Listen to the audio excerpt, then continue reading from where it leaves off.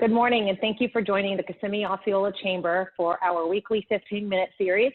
I'm Adrianna Sekula, Chairman of the Board of the Kissimmee Osceola Chamber of Commerce, and we are very pleased today to welcome CFO Jimmy Patronis of the state of Florida. Jimmy Patronis is the Chief Financial Officer here in Florida, an elected position held since 2017, previously served in the legislature as well, and is from the Panhandle area of our state and a graduate of Florida State University. We are so glad that you're here today, CFO Patronis.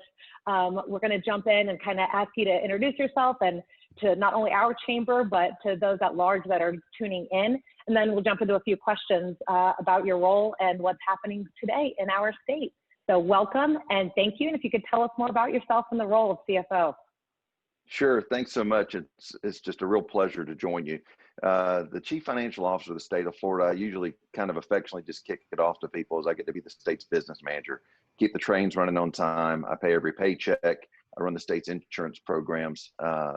When it comes to liability issues, I'm also the chief investigator when it comes to insurance fraud, workers' comp compliance. Again, if you've got somebody that's a business manager for your operation, I'm typically the guy that would have applied for it. I just happen to be applying for it for the citizens of the state of Florida. I also get to be the state fire marshal, kind of a job that my kids think is really cool. I do get a badge. And look, the state of Florida is a huge operation. I get to be part of a board of trustees, affectionately, that we oversee $190 billion pension fund. I get to see over the writing of $92 billion worth of checks. That's what happens this past state's budget. So again, I'm the fiscal officer for the state of Florida. And again, there's a number of other hats I get to wear, whether it be on the Enterprise Florida board. There's a number of things that we do that I still can't, just change from who I am. I grew up in small business my whole entire life. Over 30 years working in a family restaurant business, served at every level of my chamber of commerce and my economic development. And, so I'm still constantly in the mode of recruiting and promoting my state. It's just who I am. It's what I love. And as I grew up as a customer service specialist in my family's restaurant, I still carry on that same attitude and disposition working for all of you in the state of Florida. I've got a dynamic, outspoken, extroverted, super friendly, gregarious young man by the name of Zane Beard, who works there in Central Florida. He's a program manager for the Department of Financial Services, actually has more tenure than I do. But most of y'all know Zane affectionately, and he is a fine complement to the services that we provide to all of you. And I hope you use Zane like a rental car. You just whatever you might need from him, whatever the question might be, he is very resourceful and an asset to the state and is yours to use. So anyway, honored to join you here today and look forward to the questions. Thank you, and we'll make sure that our membership has access to your office and knows who to contact in Central Florida. The majority of our members are small businesses. I'm sure they love to hear that your family owns a restaurant and is, in the hospitality and tourism in a way too. And our members are highly reliant on the tourism industry here as well. But really they're worried about their businesses right now during COVID-19. And I know business liability protections are a legislative priority of yours for this upcoming session. So why do you think it's so important now during this pandemic for business liability protection? As I've talked to literally tens of hundreds of chambers, economic development groups, associations over the last 6 months, as we have entered into our own Zoom world and Skype world of communicating, there's definitely been a consistent concern amongst businesses. And it's not just, small businesses, it's been non-for-profits, it's been hospitals, it's been individual practices, is COVID liability. I'm doing everything that my government is telling me to do and advising me to do. I'm embracing CDC guidelines. I'm going above and beyond with everything that I can to ensure that my business is safe to my employees, but also my customers. It's safe to my patrons and also my donors at a large, say, Heart Association event. So as these different organizations are looking forward, and let's just take a non-for-profit, for example. and you look at how much services get provided by a non-for-profit as they go out and they seek donations and resources from the community, and then they're providing that back. And that's not a government pass-through. You know, these are real dollars that have come together through fundraising efforts that help a non-for-profit do their mission. You know, they're specifically concerned because now their challenge to be able to raise money in order to continue their mission of service is now threatened. It's no different when we see with our hospitals and all these other different services provided. So, you know, I appreciate where Leader McConnell in Washington has been on this, but I still feel like we have to be vigilant in Florida and constantly advocate for this. We have not seen a spike in these type of lawsuits and litigation, but to me, there's only a matter of time before these are the case. You're going to find, a interesting set of circumstances that is going to perplex somebody, and the solution is going to be, well, maybe I need to find an attorney. And what we don't want to do is just create a paralysis, a punishment, a fear when businesses are trying to reestablish themselves. If you can survive through what we've dealt with over the last 6 months, you've obviously run a very well-focused, organized business. The last thing you need to do is an act of God situation like COVID hit you, and then here's a man-made creation by the creation of a lawsuit because somebody's doing the right thing, but we're going to just go ahead and kick you while you're down. So we're staying focused on it. We're constantly driving and pushing forward because our businesses deserve this protection. Even if it's a short-term protection, it's deserved.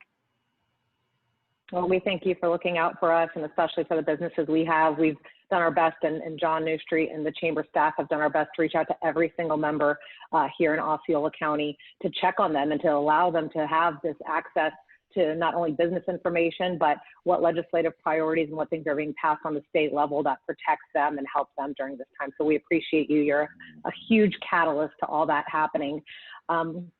As I mentioned before, since we are in Central Florida and we are talking about how many businesses are impacted by people traveling to the state and enjoying our gorgeous state, everything from your beaches in the Panhandle to here at our theme parks, how do you think the reopening of the theme parks will impact Florida's economy moving forward? Well, I've said it a number of times. If we, allow Disney to get back operational, they'll do it the right way. And, just try to get out of the way. And, I was reading a quote on a local newsletter this morning, said, I felt safer going to Disney than I did shopping at my own grocery store. I believe that. I believe that with that type of messaging getting out to not just the state of Florida, but state of Florida and beyond, this is the type of consumer confidence that we've got to get out in the market. It wasn't that long ago, I was driving down International Drive and it looked like a zombie apocalypse. When you got hotels shut down, when you got restaurants not serving customers. I mean, this was in the middle of the day, and it was so upsetting to me because you look at how dependent our state is about having this outside traveler that comes in and sees Florida as their vacation destination. A funny story is, I got invited over to Destin, Florida to speak to the Tennessee Association of Realtors. And I'm thinking, okay, the Tennessee Association of Realtors couldn't find a venue in the entire state of Tennessee that they were happy enough to have a convention. So they brought their entire association to Florida. How flattering is that? And we lived that incredible dream every single day where you've got individuals from all over the world that they have got a set period of discretionary time or non-discretionary time, maybe it's work business, but they want to do it in the state of Florida. So again, I think when you got, institutions like Disney, Universal, SeaWorld, when they come out and put their best foot forward with the safety measures that they embrace, this is the type of news that is newsworthy. And again, I think make sure that the public knows Florida's open for business. Absolutely. Open for business is what we're trying to push as well in Osceola County. What advice would you give to businesses now, or could you give us some insight also on what the CFO's role is? And I know you talked about the business liability protection, but the everyday role, maybe not from a legislative session to session or certain legislation bills passed, that your office assists small businesses across the state. So, one of the things that we get to do that's a cool part of the job is I get to be the trustee of all states' unclaimed properties. And we've seen these zany commercials on TV about, this guy that wears the funny costume that helps you find your money. The thing is, the state of Florida, we do the exact same thing. We don't wear the zany costumes, and we don't charge you anything for reunite with your unclaimed property. This past year alone, we reunited individuals over $300 million of unclaimed property that was theirs in the first place. A colleague of mine who I used to be on radio with years ago, he had called me. He had a $10,000 check that we had reunited him with.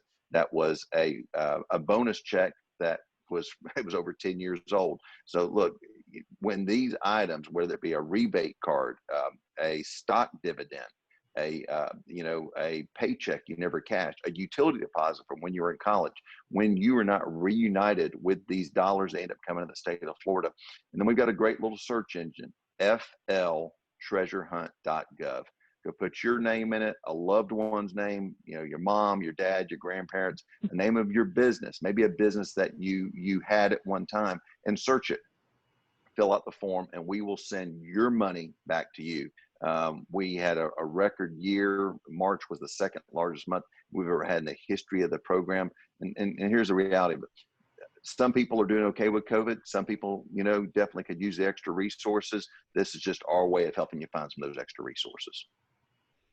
Well, I like hearing that. It seems like it makes you a very popular person when someone gets that check back when they put their name into your system. So it's good to hear.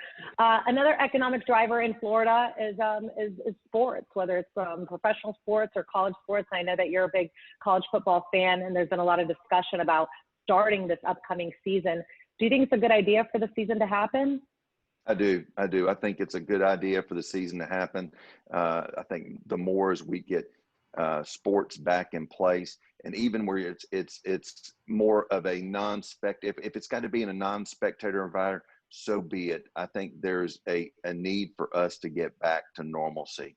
And whether the NBA bubble, whether it be NASCAR, whether it be NHL hockey, there are national sports that are taking place right now that are being well received, the PGA. We can do this also at the collegiate level and also at the high school levels. I think getting our families back to normal, and you know what? It's not like everybody's been living under a rock for the last 6 months. There is an understanding that, wearing a mask is not necessarily a bad thing. It's actually kind of a cool thing. And you take the effort that you're containing your sneezes and your coughs, and you're not helping spread anything around. And if I'm setting a good example, then others will also hopefully embrace that, and we have an enjoyable environment. We just apply some of those better thought out science-based solutions back to those sporting events. And look, there's nothing that says that any athlete who is in concern of the situation and their health should be playing. I think we put science forward. We give those prerequisites in place of what it takes to have a organized sporting event, and then we let the kids play. I think that is all about getting us back to normal. With primary election results coming in yesterday, and as we look forward to the November election, where do you see Florida's legislative session in our upcoming 2021 session? Do you think it'll be happening on time? And for our tenured and our new legislators, what do you think are going to be the priorities? So the Florida legislature passed a $93 billion pre-COVID budget this year. That budget, governors thought wisely vetoed about $1 billion of it. We're in a state that is heavily dependent on sales tax. I'm not telling you anything you don't know, especially in your backyard. And as the sales tax revenues of the state fell in the months of March, April, May, June, we did see some upticks of greater spending that we were not expecting. But again, if you follow Moody's, if you follow some of the other financial analytics that are out there, you'll see where, first quarter this year was good. Second quarter was a train wreck. Third quarter was it took off like a rocket. And then fourth quarter, you're going to see another adjustment. All that is to say that affects the state of Florida's sales tax revenues in the exact same way. So I think the legislature will meet again probably sometime right after org session this year, and they'll have to button some things up. There is almost $6 billion in CARES Act dollars that's sitting in my state's checking account. They're very specifically programmed dollars. They just can't be used everywhere. And this is where Congress has gone back multiple times to try to correct and change and add either flexibility or ideas to those CARES Act dollars to aid in the recovery of our states. So I think, as those federal dollars that we're sitting on right now have restrictions to them, whatever flexibilities is available to those dollars, maybe reprogramming by Congress, then that will also determine how the state moves forward with a special session, reorganizational session. And I think if the legislature doesn't consider meeting, at least with the committees virtually, which I think they will, if they at least do some of that virtually, we can continue to be aggressive in pushing forward with solutions based on the safety in the work environment that we have to be considerate of until we get to a full session where actually any changes in putting forward next year's budget comes into play. Well, thank you so much for that. I know a lot of our members at the Kissimmee Osceola Chamber have worked very hard to ensure that they get the funding they need to keep their businesses afloat and keep Florida open for business and keep Osceola County open for business, especially during this time of very high unemployment for us here in Central Florida and in Osceola. So thank you so much for everything that you're doing for us. For those of you, for those who know the role of the CFO, I think it's great that you all had an opportunity to hear from our CFO, Jimmy Patronis. For those of you who are tuning in who are new to the role and seeing what the CFO and what our cabinet does for the state, I hope this really impacted you as well. So thank you for being with us. If there's any closing remarks, we'd love to hear them. And again, we just truly appreciate you taking the time out of your busy schedule to be here today. No, this is great. Thank you. And look, don't hesitate. You can visit me on Twitter at Jimmy Patronis. I'm on Facebook for all our latest updates, and we're constantly pushing out whenever we gather concerns, news you can use, we will get it out, and usually social media is the quickest, easiest way to get it out. But thank you for what you do for our communities. Thank you for what you do for your own members. And I tell people every day, your chambers, what you put in, you will get back out of it tenfold. So where you have those opportunities to embrace the programs, the committees, the ways you can serve your community through your chambers of commerce, it's amazing how that will benefit your own business and grow exponentially. Thanks so much. Thank you. Have a great day. Mm-hmm.